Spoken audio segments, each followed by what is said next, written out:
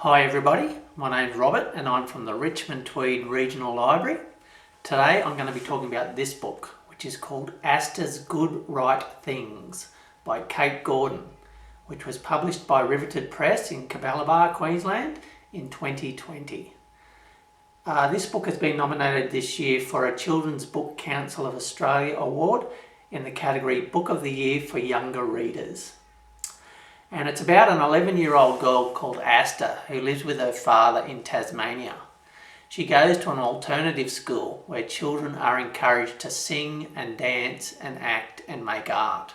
And Aster feels inferior to all the other children because she can't do any of these things. In fact, she's so shy and timid she can't even talk in class. She has no friends and she feels invisible and totally worthless. During breaks, she volunteers in the school library, and after school she hides in her room. At one point she tells her aunt, "I'm not a normal kid. I'm 4 years old and I'm 40 years old and I'm nothing in between." As we find out, the reason Aster is different from other children is that she suffers from unwanted negative thoughts running through her head all the time, which she calls the noise in my head, and that she can't make go away. Sometimes the noise in her head is so bad she can't leave her bedroom to go to school or even go outside. One of the strategies Aster uses to cope with the condition is that every day she must do one good, right thing. In other words, she must do a kind act or a kind deed for someone else, but they mustn't know it was Aster who did it. She feels compelled to do these acts so that hopefully people will like her and stop leaving her. So throughout the book, Aster does little acts of kindness. For example, when the girl at the ice cream shop gives her the wrong flavour ice cream, she lets it go and doesn't say anything. Another time she gives a lady in a shop her only copy of her favourite book because she thinks she would like it. One day when Aster is hiding from all the other kids at school, she spots a black rabbit which she befriends and names Hollyhock.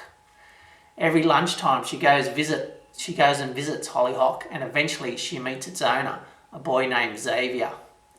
Xavier is an unusual boy who wears pyjamas all day and doesn't go to school because he is homeschooled. It turns out Xavier suffers from depression, or as he calls it, the black dog. Like Aster, Xavier has days where he can't face the world and has to stay in his bedroom. But on other days he is friendly and full of life and encourages Aster to come out of her shell. He's one of the very few people Aster feels comfortable around and can talk to. I don't want to give the plot away, but as the book goes on, Aster learns to be more assertive and to be kind to herself as well as other people. And her inherent kindness does get noticed by other people, and she does make new friends. So in that sense, it is a very uplifting book. It's also a very sweet, kind-hearted book without being overly sentimental. So now I'm going to read an excerpt from the book, and this is from pages 141 and 142, when Xavier encourages Aster to sing and dance down the main street in front of other people. "I danced a bit, and it was the first time I felt free in a long time, and like a child, in the best way of being a child. The way Aunt Noni described, the way that was magic and joyful. I must have looked joyful in that moment. I must have looked as if I had not one care in the world. But the thing was, the noise was still there. The biting monsters were still there. They never went away properly. They were just waiting, but you wouldn't know it to look at me. And Xavier, though he danced and laughed in his glittering wings, he still had a black dog waiting for him in the shadows. And Esme cried sometimes. Maybe she had cried that morning.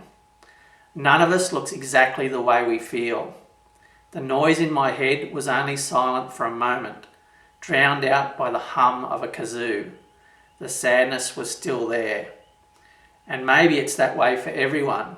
Maybe all of us are wells full of tears, and only on the surface are we glimmering." So that was from Aster's Good Right Things by Kate Gordon, which is published by Riveted Press in Queensland in 2020. And I found it very moving and I liked it a lot. So do yourself a favour and go out and read it.